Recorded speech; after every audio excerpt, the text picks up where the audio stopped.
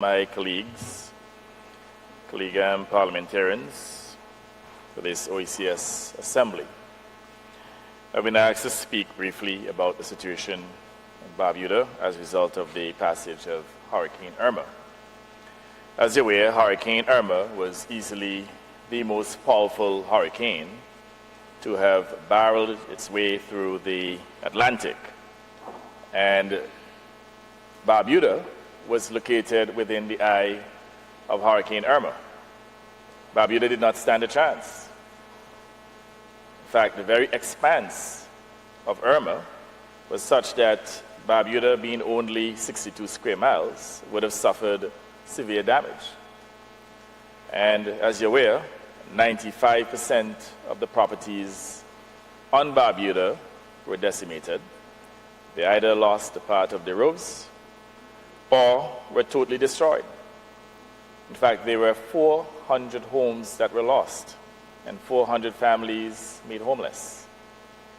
Public infrastructure as well took a battering, so that the power generation facility as well as the reverse osmosis plant, they were severely damaged. Practically all of the electrical infrastructure was decimated. And most of the public institutions as well were damaged. The lone hospital on the island had significant damage. The primary school was literally demolished. What's left of it certainly has to be demolished. The fire station, police station, the airport terminal, in fact, it was total carnage in Barbuda. On a per capita basis, there's no doubt that the devastation in Barbuda would have exceeded anything that you'd have seen anywhere in the world, any damage that would have been done by any natural disaster in the world. As a result of the extent of the damages and the fact that Barbuda was in danger in that there was an impending storm in Jose, we had to take a quick decision within 48 hours to evacuate all of the residents of Barbuda. So that for the first time in about 300 years, we did not have a permanent resident on Barbuda. All of them were evacuated to safety here on Antigua. That aspect of it went well. In fact, we had to utilize all means possible to get them off the island. Luckily for us, we had the use of a C-130 from the Bolivarian Republic of Venezuela, and we also utilized a number of small boats.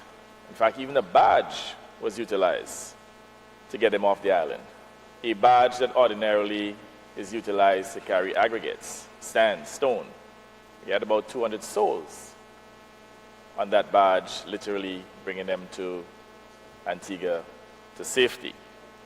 In fact, the scene of that barge reminded me of a situation in the Middle East involving refugees. So we now have individuals who clearly are internally displaced persons here in Antigua. And you would recognize too that in the case of Dominica, even though the fact that they're part of the OECS, we will not consider them to be refugees. Technically speaking, they could be classified as climate refugees. So we had to accommodate approximately 1,800 individuals from Barbuda. And I'm told too that we had approximately 3,000 individuals who relocated from Dominica as a result of the passage of Hurricane Maria. So overnight, our population would have increased by about 6%. And clearly, it has created a strain.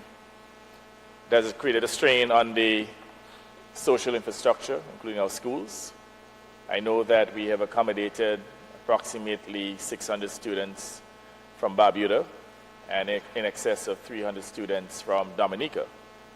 And you know, in a small island, when you have to provide accommodation for an additional 900 students almost overnight, that in itself is a challenge. Luckily for us, within the last 12 months, we would have expanded our school plant by about 210,000 square feet. If that was not the case, we would not have been able to accommodate those students. In any event, the recovery aspect of it, and let me go back to the relief aspect for that matter. The relief aspect of it has gone very well, and we have had support. In fact, among the first responders would have been a number of OECS countries, a number of CARICOM countries. And I especially want to thank the OECS countries and certainly the prime ministers who are here today and ministers for your support.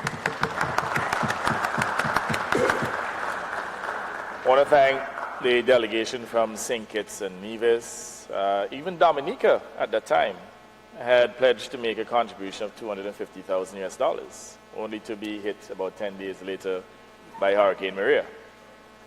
And then we had to reciprocate by pledging a contribution of $300,000 US. But it shows very clearly that there is strong cooperation within the region. I know that the distinguished member, the Prime Minister of St. Lucia, made a contribution. We got some lumber.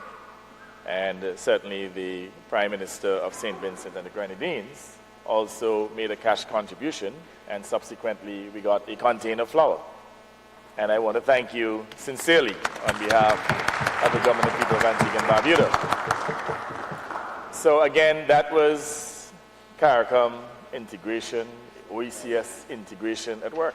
In fact, Cuba responded as well and sent both Dominica and Antigua and Barbuda supplies.